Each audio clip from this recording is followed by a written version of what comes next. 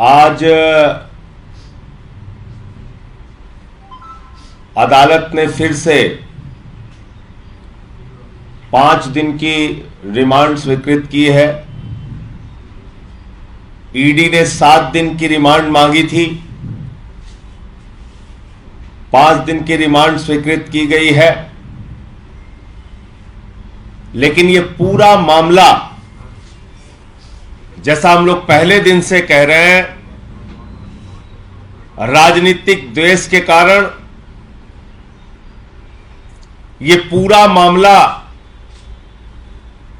दिल्ली की सरकार को बदनाम करने के लिए, दिल्ली के शिक्षा मॉडल को डिरेल करने के लिए, दिल्ली के लोगों ने आम आदमी पार्टी को जिता क्यों दिया, सरकार क्यों बनवा दी, इसकी सजा देने के लिए मनीष सिसोदिया और सत्येंद्र जैन को जेल में रखा गया है। इस पूरे मामले का ना कोई सिर है ना पैर है। कहते मनीष सिसोदिया ने भ्रष्टाचार कर दिया। 14 घंटे सीबीआई की छापेमारी हुई, घर खोद डाला, कुछ नहीं मिला। गांव में छापेमारी की, कुछ नहीं मिला।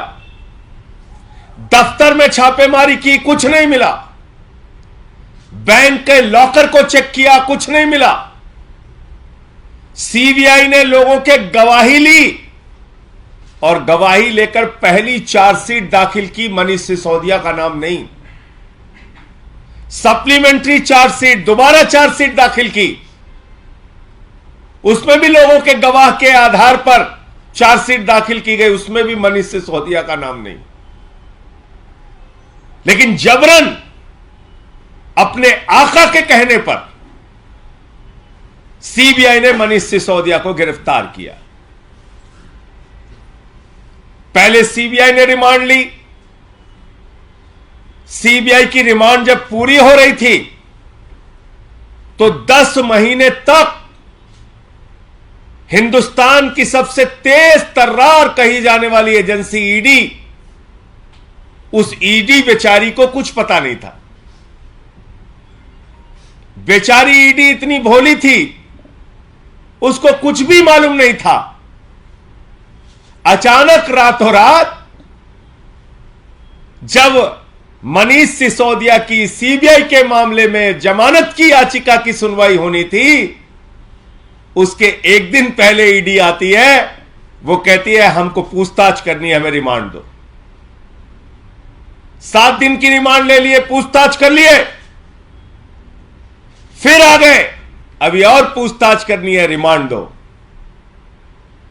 आदरणीय नरेंद्र मोदी जी, आपको पूरा देश देख रहा है। एक ऐसा व्यक्ति जिसने दिल्ली के लाखों बच्चों को अच्छी शिक्षा देने के लिए अपना सब कुछ समर्पित कर दिया, दिन रात मेहनत की। जिन सरकारी स्कूलों में मकड़ी के जाले लगे रहते थे, उनको एयर कंडीशन कमरों में तब्दील किया। 6 साल से लगातार इंटर का रिजल्ट सरकारी स्कूलों का प्राइवेट स्कूलों से बेहतरीन आया। बच्चे आईआईटी में सिलेक्ट हुए। पूरी दुनिया में एक शिक्षा मॉडल को प्रचलित किया।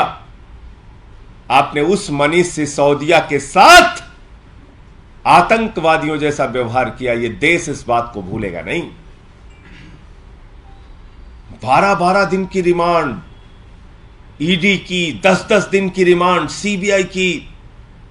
कभी आपने सुना ऐसा आतंकवादियों के साथ भी व्यवहार नहीं किया जाता जैसा मनीष सिसोदिया के साथ व्यवहार किया जा रहा है। और तब जबकि कुछ नहीं निकला।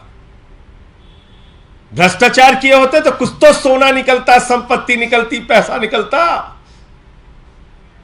कहां चला गया? तो इसलिए मैं यही कहना चाहूंगा भाजपाइयों को कि तुम्हारे अत्याचार को, तुम्हारे जुर्म को, तुम्हारी तानाशाही को, तुम्हारी गुंडागर्दी को, जांच एजेंसियों के दुरुपयोग को सारा देश देख रहा है।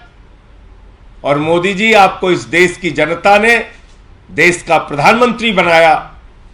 आप अपने उस पद का इस्तेमाल मनीष सिसोदिया जैसे लोगों को प्रताड़ित करने में, उनके ऊपर अत्याचार करने में, उनके साथ आतंकवादियों जैसा व्यवहार करने में लगा रहे हैं, समय आने पर देश की जनता आपको जवाब देगी। तो मुझे इतनी बात कहनी थी कि आज ये जो रिमांड मांगी गई है ईडी के द्वारा, ये निरर्थक प्रयास है, इसका कोई आधार नहीं है और ये इस बात को बताता है कि हताशा और निराशा में अपने आका के आदेश को मानने के लिए ईडी जबरन रिमांड मांगने का काम कर रही है। आपके कोई प्रश्न हो? लेकिन संजय जी, बीजेपी लगातार ये कह रही है, आज भी प्रेस कॉन्फ्रेंस की कि ये सारी पॉलिसी जो है वो अरविंद केजरीवाल के घर पे तैयार हुई है, उसमें आपका भी नाम जोड़ा है कि संजय सिंह, सत्येंद्र जैन, मनीष सिसोदिया सब मिलकर बना रहे थे पॉलिसी, सारा जो अधिकार था पैसा खाने का। देखो भाई, मैं तो आपसे कह रहा हूं कि मैं अडानी के घोटाले को खोलने में लगा हूं। अडानी के घोटाले को खोलने का काम जारी रखूंगा। आप लोगों के माध्यम से नरेंद्र मोदी जी तक अगर मेरी बात पहुंच रही हो तो मोदी जी कान खोलकर सुन लीजिए। अपने चेले अडानी को भी बता दीजिए, उसको भी बोलिए कान खोलकर सुन ले। अपनी पूरी की पूरी भारतीय जनता पार्टी और सारी जांच एजेंसियों को बता दीजिए, सब लोग कान खोल के सुन लीजिए। अडानी के घोटाले पर पूरे देश में आपको बेनकाब करूंगा। आपने महाघोटाला किया है, उसके बदले में आप और आपकी पार्टी और आपकी जांच एजेंसियां मुझे फांसी पे चढ़ाना चाहे तो चढ़ा दें, उसकी कोई चिंता नहीं है। और जहां तक मेरे अपने जीवन का सवाल है, पूरी ईमानदारी के साथ पूरा जीवन जिया हूं। आकाश से लेकर पाताल तक जांच कराओ, जितनी हिम्मत और जितनी एजेंसियां हैं तुम्हारी जांच कराओ। कुछ भी अगर मिल जाए तो भ्रष्टाचार के मामले में जो सजा लिखी हो उससे 10 गुना ज्यादा सजा दो, मैं कह रहा हूं। लेकिन अडानी के घोटाले पर छोड़ूंगा नहीं। कान खोल के पूरे देश के भाजपाइयों सुन लो, जितनी मन आए गालियां दो। भारत माता की संपत्तियों को लूटने का काम किया है तुम लोगों ने। लाखों करोड़ का कोयला लूटने का काम किया, गैस लूटने का काम किया, बिजली पानी सड़क को लूटने का काम किया, बैंकों को लूटने का काम किया, एलआईसी को, एसबीआई को लूटने का काम किया, सीपोर्ट और एयरपोर्ट को लूटने का काम किया। अडानी के जरिए तालिबान से ड्रग्स मंगाकर इस देश को बदनाम और बर्बाद करने का काम तुमने किया है। ये बात एक नहीं 1000 बार तक बोलता रहूंगा, अंतिम सांस तक बोलता रहूंगा। और ऐसी बंदर घुड़कियां मैंने राजनीति में बहुत देखी है। ये भाजपाई बच्चों से मैं कहना चाहता हूं, ऐसे मत खेलो मेरे साथ। ऐसे बहुत मैंने बंदर घुड़कियां अपनी जिंदगी में देखी है। जितना दम है सारी एजेंसियों को लगाओ, लेकिन अडानी के घोटाले पे छोड़ूंगा नहीं। एक दूसरा मामला है, बीजेपी के कई नेता इस पे सवाल उठा रहे हैं कि इस तरह मनीष सिसोदिया अभी एक तरह से मुश्किल समय में उनका बंगला आतिशी के नाम पे अलॉट कर दिया गया। आतिशी जी मंत्री हैं, उनके नाम पे अलॉट कर दिया बंगला। इसमें भाजपाइयों को क्या प्रॉब्लम? मतलब वो क्या कहना चाहते हैं?